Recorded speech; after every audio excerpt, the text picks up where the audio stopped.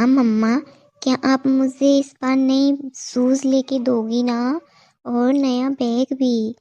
मम्मा मम्मा, मुझे नई फ्रॉक भी। मैं आपसे कब से नई फ्रॉक मांग रही हूँ। अगर इस बार आपने मेरे जन्मदिन पर नई फ्रॉक नहीं दी तो मैं आपसे बात नहीं करूँगी।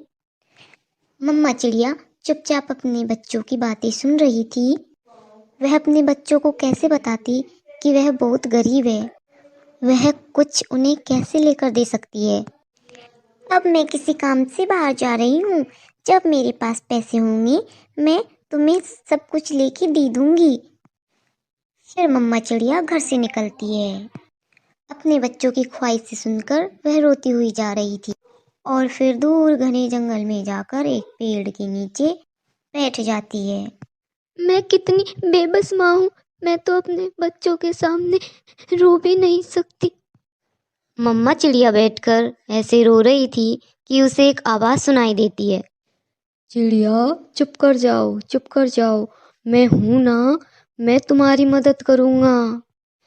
पेड़ को बोलता देखकर पहले तो चिड़िया डर जाती है, फिर पेड़ से बोलती है, पेड़ जी, आप मेरी मदद भला कैसे कर सकते हैं। मैं अगर आपको एक सोने का सेब दूँ तो आप उससे क्या करोगी? मैं अपने बच्चों के लिए कुछ चीज़ें खरीद सकूंगी। अगर मैं आपको एक और सोने का सेब दूँ तो आप उससे क्या करोगी? मैं उस सोने के सेब को बेचकर गरीब पक्षियों की मदद करूंगी।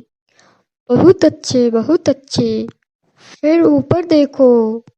जैसे ही चिड़िया ऊपर देखती है, पेड़ पर बहुत सारे सोने के सेब लगे हुए थे।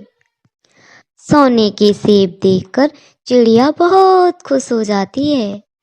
चिड़िया, तुम 2 सोने के सेब तोड़ लो, एक से अपने बच्चों की चीजें ले लेना और दूसरे से दूसरे पक्षियों की मदद कर देना।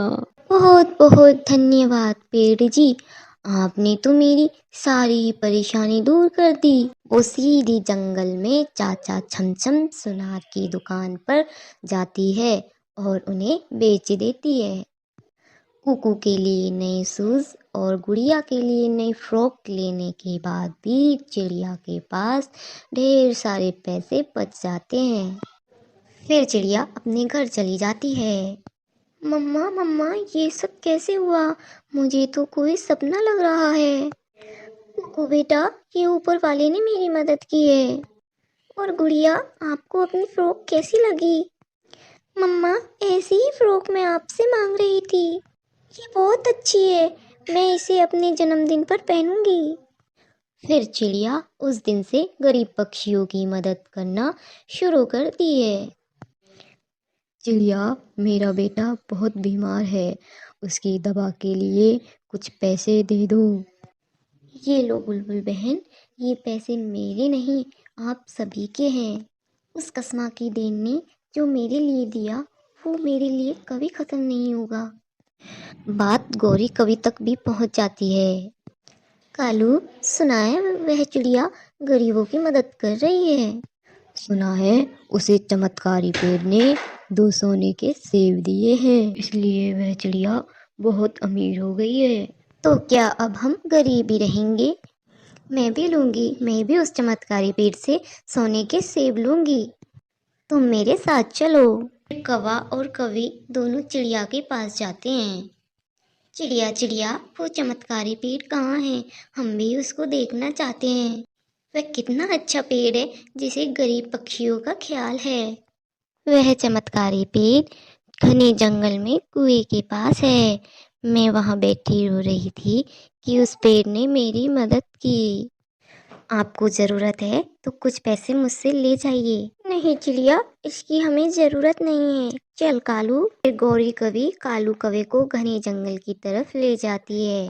वह दोनों लालची पति पत्नी कुएं के पास चमत्कारी पेड़ के पास पहुंच जाते हैं।